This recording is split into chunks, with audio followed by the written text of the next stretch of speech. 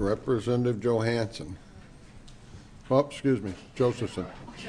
Thank you, Mr. Speaker. I'm sure that whoever Representative Johansson is would be a fine fellow also.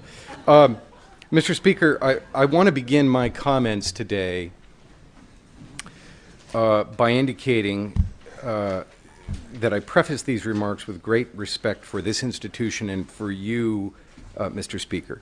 I can see why the majority, for record 3 terms, selected you to be its face in this body.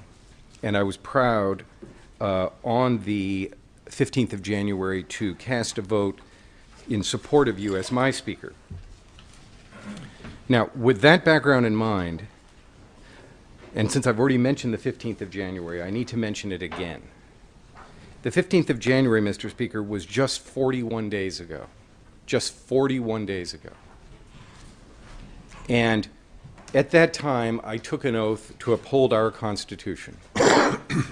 And I also took an oath to uphold the United States Constitution.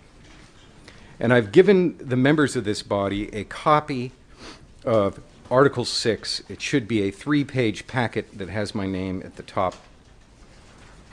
And I want to talk about Article 6 because it's interesting to note in Article 6, the last paragraph of Article 6 says that senators and representatives, before mentioned, that are members of the several state legislatures, and all executive judicial officers, both of the United States and of any state, shall be bound by oath or affirmation to support this Constitution. So when the Lieutenant Governor called me in front of the dais and said, Mr. Josephson, will you support an oath to uphold the United States Constitution? He didn't do that just because he thought he'd spend his afternoon doing that 40 times. He did that because the United States Constitution required him to do it. And I would note that in this handout, we see that the signers of that Constitution were great conservatives like George Washington, Alexander Hamilton, James Madison, whose politics, frankly, are a little difficult to peg, and we have Ben Franklin as well.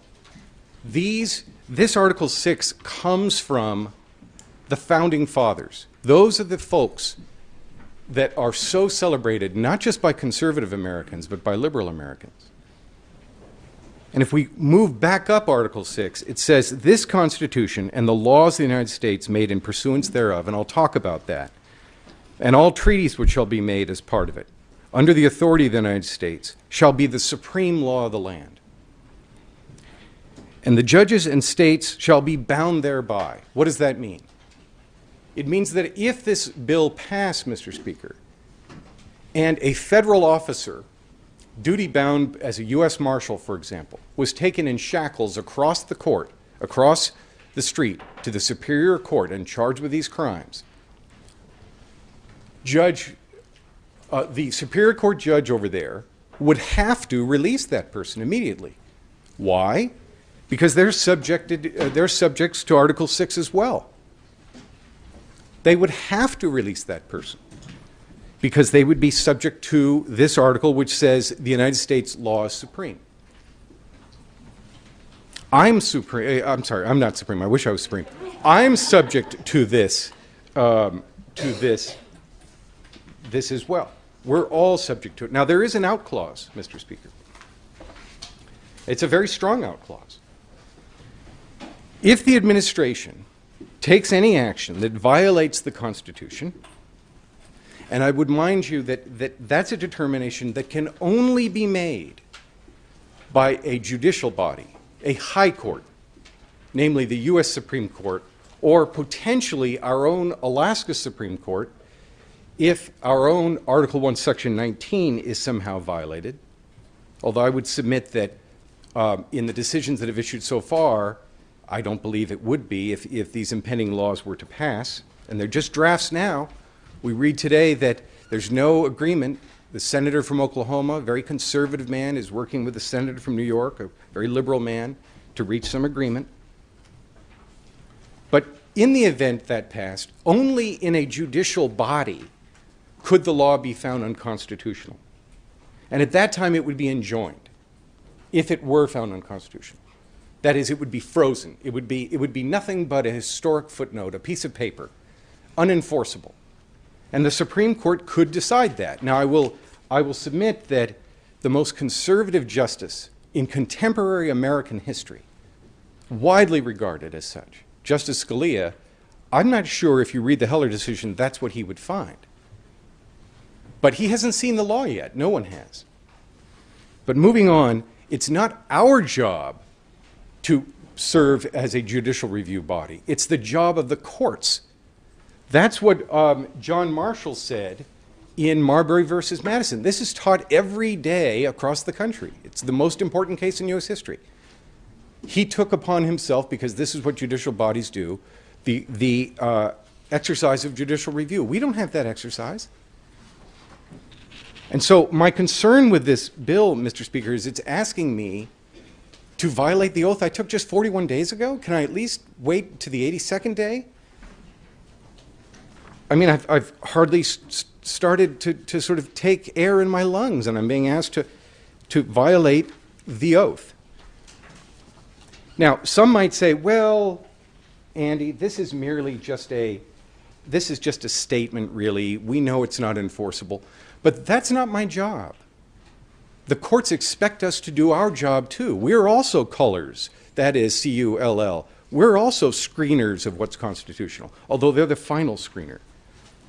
And I would note that with great respect to, or for my colleague from south of my district in Anchorage, I'm concerned that although there may be an Alaska remedy to these gun events, I'm concerned that the only remedy that's been discussed so far is that, and I appreciate his efforts, of the representative from District 23. There's been no meaningful. I'm getting emails from Second Amendment supporters just like myself who are asking for dialogue on mental health and other issues. And there's no forum. There's no discussion. There's been no, other than the representative from District 23, there's been nothing. And so I'm concerned about that as well. Mr. Speaker, we decided in 1955 to submit a state constitution. We joined the team, our stars on the flag. I see it there. We didn't have to do that. We demanded it. We implored our 48 sisters, because Hawaii wasn't admitted yet, our 48 brothers and sisters, let us join this great team. And, you know, I care greatly about my state.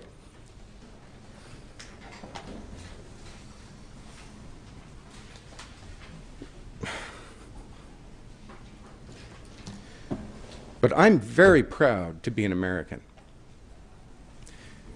Very proud.